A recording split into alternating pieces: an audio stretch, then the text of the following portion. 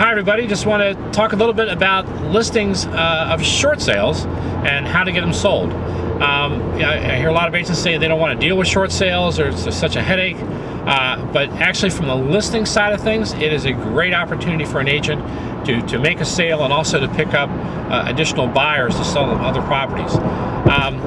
Typically you go on a listing appointment and you got a seller that's upside down and they have to sell as a short sale, so the only way you can get out, you first need to identify that they do truly have a hardship. If they're making their payments on time and they got plenty of money, but they just want to sell it to get out from under it, it's very unlikely the bank is going to do a short sale on that because it's not a bad loan, it's not bad paper. There's no motivation for the bank to discount the note if the owner's paying the mortgage on time.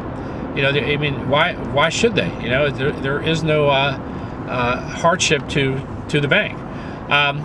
But assuming you do have a seller, maybe he's lost his job or things have changed, and he has a true hardship, well then that's something that you can market and get sold, and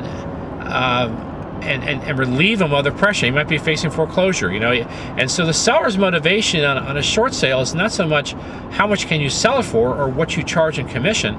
That makes no difference whatsoever to the seller. What makes a difference to the seller is, can you get this monkey off my back? Can you get me out from under this obligation and let me move on with my life? And that's what you're there for. And so typically when I do a CMA on this, we look at what's for sale, but we need to list that below the competition. We got to be aggressively below the competition, because if this clock is ticking for the seller and we're looking at a pending foreclosure, we need to contract fast to get the bank to stop the foreclosure process, to consider our short sale. Whether it's a good contract or bad, I really don't care. I want to stop the foreclosure process, okay?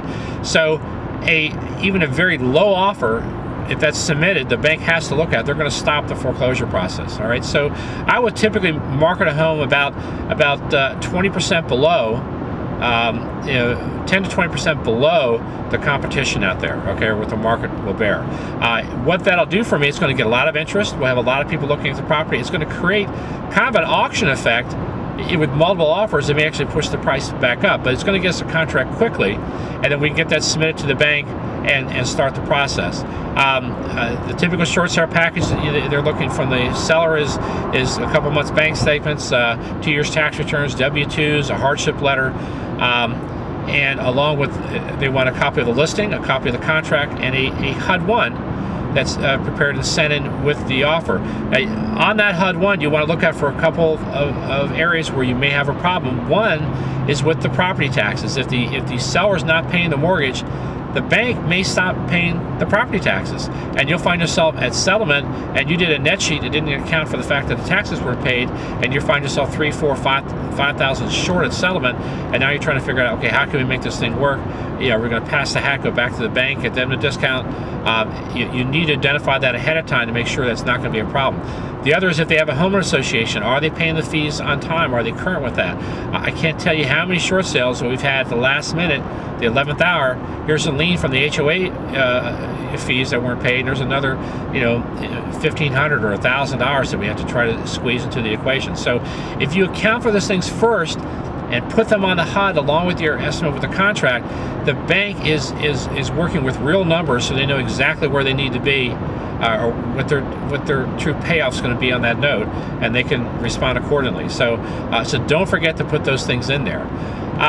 So in the meantime, you've sent all this to the bank. You've got a property that is actually priced very well.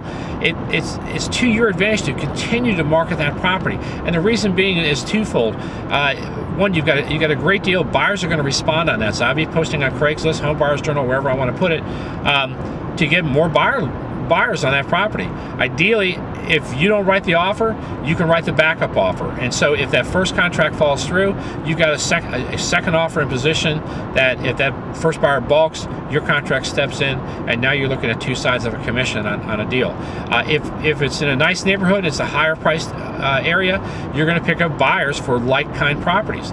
And so you got motivated buyers with cash that are that are looking for that type of home, and allows you to go out and solicit that neighborhood for more homes, or deal with the current inventory, or build rapport with these buyers to get more business. So it actually is, short sales are kind of a twofold. One, it's a quick sale. It is a headache to deal with the banks on this. I tend to outsource to other companies that specialize in short sales processing. Typically, the fees I see out there are anywhere from $700 to a couple $1,000 to process a short sale, and depending on how that's structured, some of them can work it into the fees on the HUD-1. Some of them will ask for an upfront fee from the seller, which obviously reduces the net to the bank. But it's well worth it to do that. For one, Maryland State does not want you negotiating short sales on behalf of the seller, or you're not allowed to, actually. All you're allowed to do is facilitate. But the other is it frees up your time. If you've got a lot of short sales and you're on the phone all day long, you're going to lose other business. And so it becomes quite the headache, and you have to have very good organizational skills. So it's much better for you to outsource that, have somebody do that for you, keep you in touch, keep you in the loop, and they're going to take care of all the details and get it done in a very timely, professional manner, as opposed to you doing it yourself and taking 6 or 7 months to do it. They can do it and have it done in a 60-day time frame or less. Even so, the quickest I've seen is 45 days. So so that's one of the benefits of doing a short sale, and there are companies that are actually trying to get away from that because they think it's too much liability. The liability is when you start negotiating on behalf of the seller and you start making promises or statements that are wrong and giving legal advice that you're not supposed to give. That's why it's better to outsource it. But they can be a fantastic lead source, a great way to help a family out that's in a bad situation, and make the best of the bad anyway. And in a couple years, maybe they can buy something else, or get on with their lives and get out from under the pressure of a pending foreclosure.